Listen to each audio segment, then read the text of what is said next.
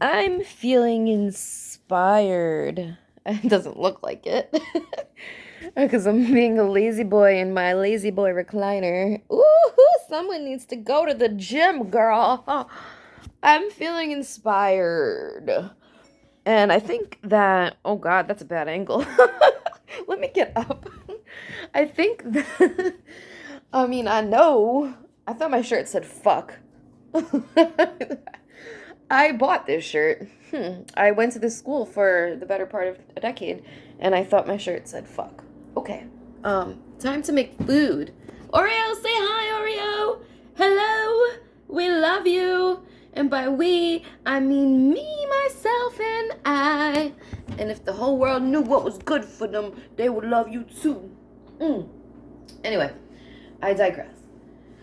I need food. I feel like I have ADD or some disease. I'm feeling inspired. Inspiration. Give me an I. What's an I? Whatever. Oh, I'm feeling inspired. I wish I could always feel inspired, but the reality of it is that it comes when it wants to, and it's gone just as quick as it came. Does that mean I haven't found my purpose?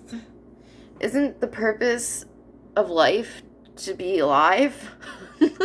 Like, isn't the purpose of life to be alive? I'm pretty sure that's the purpose of living, is to be alive. So why is it so hard for some people to figure out what to do with their life when all you gotta do is be alive?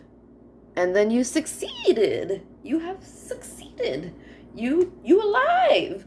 That's why you're here. That's why you're living. Oh gosh. I have been under so much pressure since I was a child. Like, I can remember being a wee little human being, and all I could think about is, how can I save the world? Because clearly I knew from a young age that we were fucked as a humanity. And I don't mean that, I don't even mean that. I don't think we're fucked. But I just think that a better part of humanity is thinking a certain way because that's how they were taught, and that cycle just goes on and on and on. And then there are some way showers along the way that are considered radical because they think different, and they're considered conspiracists because their vision of reality is has nothing to do with what they see. And I felt like that. I'm sure a lot of people have, but that feeling never went away. So even going to college, and I wanted to be a psychiatrist, I wanted to go to medical school, and I really did want to do those things because I wanted to help people. I was fascinated with the human mind and with human behavior, and I wanted to be a doctor. I still want to be a doctor, by the way. I want that flex hard. I want to flex my doctor title hard as hell and help people. Like, that's the whole thing. But even going to college, I'm like, all right, I'm gonna go become a psychiatrist and give people 5 minutes of my time, because let's face it, psychologists do all the talking. Psychiatrists, you generally meet once every 3 months just to get a new prescription and to say, yeah, my symptoms are this and this, and then there's no real connection. And once I realized that that's what I would be doing, is essentially just handing people pills all day and not really helping anyone, I'm like, oh God, okay, I've wanted to do this for a long, like many years. I arranged my entire life around going to college to get this degree, to go to medical school, to do this, and this, and now I just suddenly don't want to do it anymore. And then it was like, well, if I'm not going to do that, then what am I going to do? And that all happened like, whew, I want to say, wow, 10 years ago. Holy crap. Yeah. Wow. Whoa. Guys, time goes fast. It's not even real and it's fast. Okay. So, yeah, I was about 22 when I realized that, well, now I realize why it's been 10 years and I still haven't 100% figured out what to do with my life. I mean, I'm doing fine, but in the eyes of society, I it looks like wow, you're 32. You don't have a career. I don't even have a job. I don't have kids. I don't have a husband. One mind kid either, honestly. I think that's something I need to do in this lifetime, but we'll see. One step at a time. So, on the outside, it might look like I'm doing pretty bad for myself, but that's not true. I've never felt better. I've never been healthier. I've never cared more about how I feel in my entire life. I guess I have always cared about how I felt because when we're depressed, when we're sad, when we're crying, when we feel uneasy, those are all very, very big indicators that you care about how you feel. Because if you didn't, then you wouldn't care, right? So, I prioritize how I feel now. If something feels out of alignment with me, whether it be going to work today, I'm not lazy, guys. I love working. I would love to work like anywhere. It doesn't matter to me. There are certain things I don't really want to do retail ever again. I feel like I did my time. I did enough retail work for the rest of 5 eternities. But I like serving. I really do like working in the restaurant industry.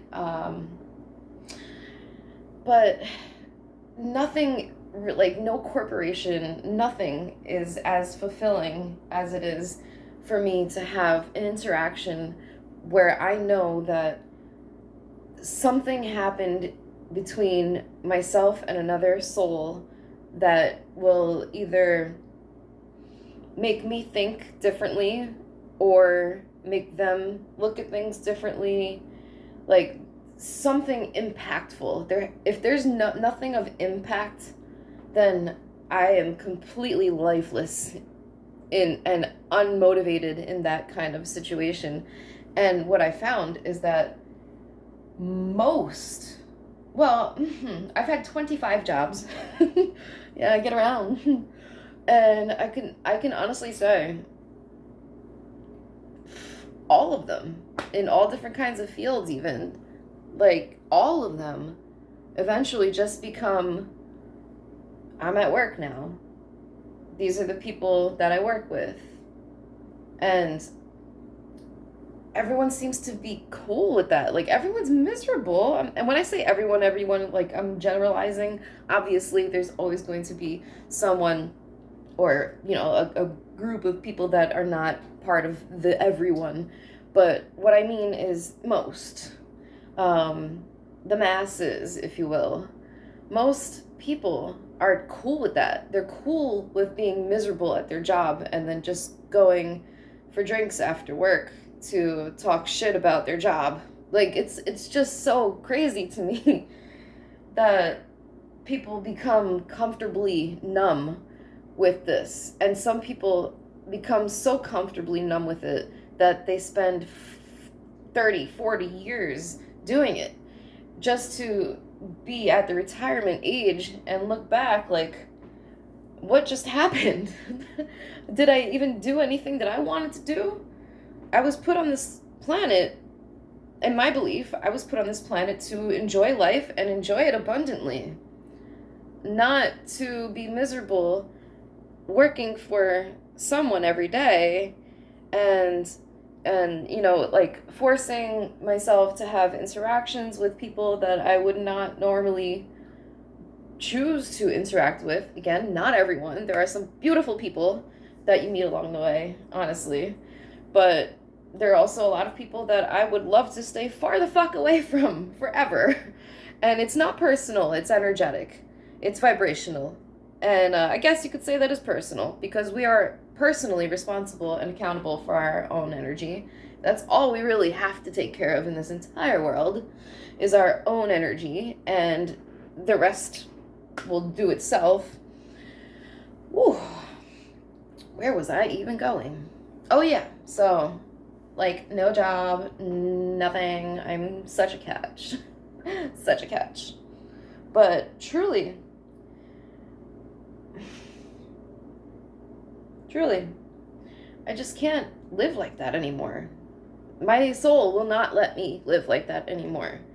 To the point where I get physically ill at even just the thought of clocking into a corporation that I don't agree with its values, or I feel undervalued, or I feel that, it's like pointless. Maybe I'm not aligned to their purpose, or I see like people that are in positions of leadership in federal jobs. I'm not going to name names, but let's just say going postal. Hint, hint. There are people in positions of power in federal jobs that I don't even, like, from my experience, they shouldn't be there. First of all, obviously, like, that's what I'm getting at. They shouldn't be there. And they are. And what goes on behind closed doors is not how these people portray themselves to their higher ups. They're phony. They're faking it to stay in that position of power. For the money, I'm sure, for the entitlement, to feed their egos, or because they've been there for 30 years and they don't have any other skills or feel like they have no other options. I don't know. But it just becomes like faking the funk. And I can see right through people. And that's a blessing and a curse in itself. I don't want to see all this all the time. Sometimes I just want to go to the grocery store, not feel everything. But it's a fact. And it causes me to be really sensitive to work environments. When I started working at the Cheesecake Factory, oh my God, it was so overwhelming. Like, I had just come out of a period of intense isolation, which was necessary for my healing. And then I just kind of was thrown overnight into an environment that on a given Saturday night, there could be 400 people in the building, including staff, and the guest capacity, I believe, was like 290 something, 93 maybe. So you have like 300, 400 on a plus all the people waiting. I didn't even count those people. There's like 400, 500 people in the building in this little tiny restaurant in the mall, which is also crowded. It was so overwhelming. Like, I was actually frozen solid. Like, I couldn't even function. I'm like, I have to go serve these people. They're waiting for me to come over and serve them, and I can't even breathe.